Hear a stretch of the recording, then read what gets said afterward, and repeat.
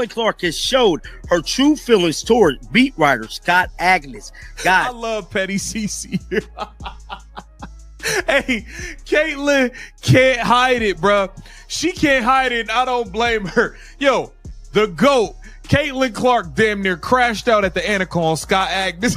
All right, this is absolutely insane. Caitlin Clark just had what might go down as one of the most painfully awkward on-camera moments ever. And trust me, the internet cannot handle it. A reporter approached her at a Pro-Am event, probably expecting a casual, friendly conversation. Instead, he was met with total frost. I'm talking pure, unmistakable disdain, zero eye contact, and an energy so icy it made everyone watching squirm in real time. And here's the kicker. If you look at her other interviews from that same day, the difference is jaw-droppingly obvious. Rocking with Scott Agnes. This is crazy. This dude showed up out of nowhere. And you know when you know somebody, you like, they pop up at the house party uninvited, like, who told you to pull up? Scott Agnes showed up at the Annika like, hey, it's me, y'all. But before we get into the wild details of this whole situation, seriously, drop a comment below. Have you ever been stuck with someone at work or school who just drains every bit of energy the second they enter the room? I want to hear your stories. All right. Picture this. Caitlin Clark is at a Pro-Am golf event, doing her thing, totally professional, answering questions like a pro. Everything's smooth, no drama. Then out of nowhere, Scott Agnes from Fieldhouse Files walks up for an interview. And this is where it gets insane. The moment she sees him, her entire energy flips. Just like that, poof. Her demeanor does a complete 180. And I'm not talking subtle here. This was a full-blown, visible reaction that you could practically feel through the screen. That's exactly what went down. Caitlin Clark has another Pro-Am behind her. I'm Scott Agnes of FieldhouseFiles.com here at Pelican Golf Club in Bel Air, Florida here on Wednesday afternoon, where Caitlin Clark just wrapped up another Pro-Am playing with Nelly Korda on the front nine, Lauren Wynn on the back nine, and an opportunity more than anything to hopefully bring attention, to bring the spot. All right, let me paint the scene for you, because you know this feeling. It's that instant someone you absolutely dread seeing just appears out of nowhere, catching you completely off guard. Maybe it's that coworker who drags a cloud of negativity into every single meeting. Or that one relative who somehow manages to drain all the fun out of every family gathering. Or even that person from school you've been carefully avoiding for years. And suddenly, they're there. The moment they show up, everything changes. The mood shifts. That easygoing smile disappears. Your words get clipped, and the room fills with that tense, awkward silence we all try desperately to escape. Caitlin, Scott Agnes, Fieldhouse Files. I'm just curious, what was it like to have that competitive juices running through you once again, even though and then also putting on a show as someone who knows the fans are here to see you? Yeah, I mean, like, these are the things that you love, like being competitive, and, you know, even when I go out and play with family or friends or whoever, like, you make it competitive. Like, you don't just go out there and hit the ball. Like, you make a game out of it. You know, you do have a 2v2, you do whatever. And I think that's what the fun part about golf. And, you know, really with anything I do in life, I'm pretty competitive. So I probably wouldn't play golf if I didn't feel those competitive juices flowing. So I think that's certainly part of it. All right, here's the scene. Scott Agnes walks up, introduces himself, Scott Agnes, Fieldhouse Files, and hits Caitlin Clark with a totally standard question about her competitive nature at the golf event. Pretty harmless, right? But then her reaction. Wow. The second she recognizes him, her head drops, eyes fixed on the ground, no eye contact whatsoever. Every inch of her body language screams, why is this guy even here? She looks genuinely uncomfortable, like she's already planning her exit strategy. Her verbal answers, technically fine. She talks about her competitive side, how she turns everything into a game, even casual golf with friends and family. Nothing wrong with that. But the delivery, ice cold, zero enthusiasm, no real engagement, just going through the motions, waiting for it to be over. And the moment Scott stops talking, you can practically see a wave of relief wash over her, like she just survived an excruciating elevator ride with an ex. The tension, palpable. Everyone watching could feel every awkward second. Now here's where it gets really interesting. Moments later, another reporter steps up. This one from Visit St. Pete Clearwater, asking if she and her teammates had enjoyed their time in the area.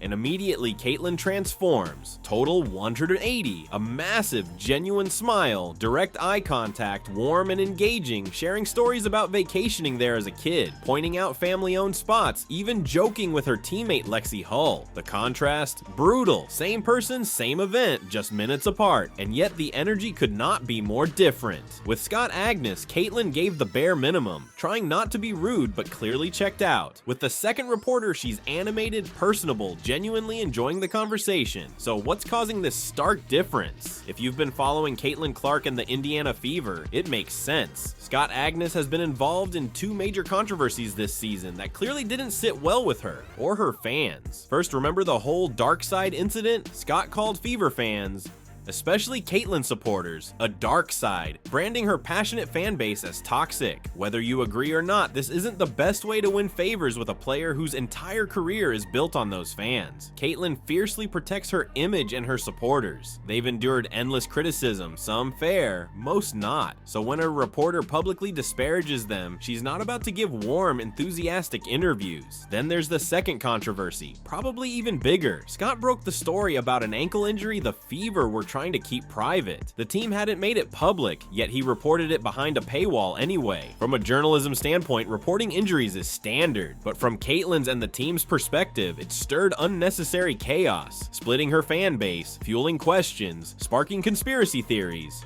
and making an already sensitive situation far messier than it needed to be.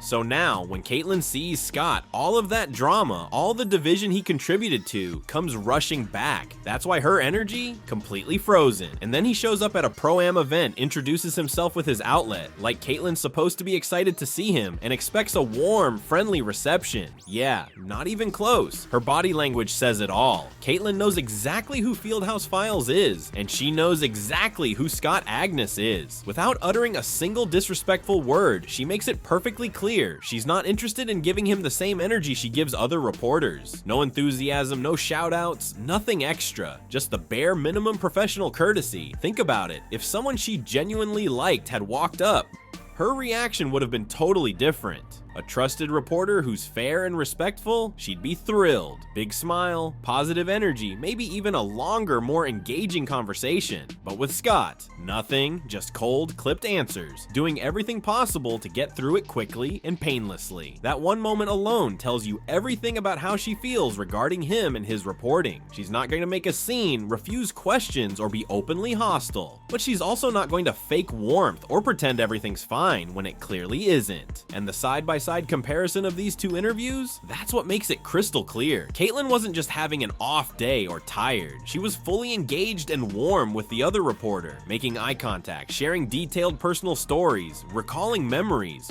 genuinely present and connected. With Scott, she gave the bare minimum. That contrast, it speaks volumes. I need some lessons, but I honestly haven't played a ton, but it was fun. I think anytime you get to be out here and see these women do what they do really well, it's really inspiring and it's really fun. Obviously, this isn't the environment that I'm usually in, so it's kind of a challenge and something fun that I love that I get to do. So just really thankful that Annika and Gamebridge have me out here, and yeah, just a lot of fun. The weather turned out to be pretty nice, so everybody's like, sorry that it's kind of cold. I'm like, no, like it was snowing in Indianapolis this past week, so this is great weather. Here's the bottom line. Caitlyn Clark is more than capable of being warm, engaging, and friendly during interviews. She just chose not to give that energy to Scott Agnes. And that choice speaks volumes about how she feels regarding his coverage of her team and her fan base. From Scott's perspective, this has to sting. He's a credentialed reporter, covers the Fever regularly, doing his job, asking legitimate questions, and the star player of the team can barely bring herself to make eye contact. That's not exactly the foundation for a smooth working relationship, but honestly, this is a direct result of his past reporting decisions. Actions have consequences, and in this case, one of those consequences is Caitlyn giving him the coldest interview of his career.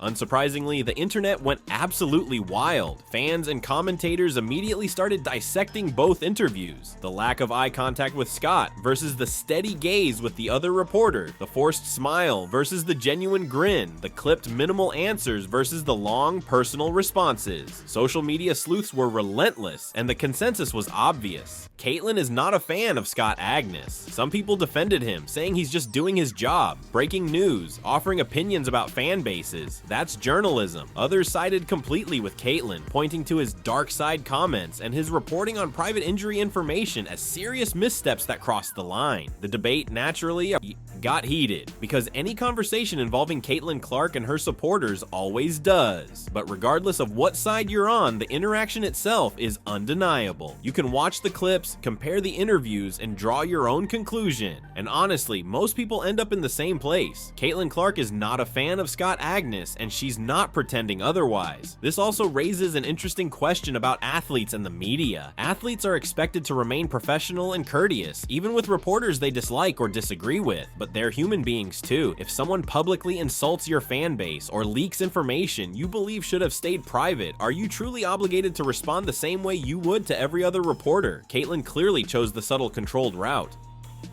She didn't refuse the interview, walk away, or say anything overtly disrespectful, but through her body language, she made it crystal clear that this was not a conversation she wanted to have. And honestly, that might be the most professional way to handle it while still sending a message. Scott got his interview, he got his content, but he also received a very public, very clear demonstration of how Caitlyn Clark feels about him. And now the entire world has seen it. Whether this changes how he covers the team going forward remains to be seen, but one thing's certain. He's not earning any shoutouts on the New Heights podcast anytime soon. So that's the wild story of Caitlyn Clark's painfully awkward Pro-Am encounter. Body language doesn't lie, and this one screamed discomfort from start to finish. If you enjoyed this breakdown, make sure to smash that like button, hit subscribe for more content, and drop your thoughts in the comments. Who do you think handled this whole situation better?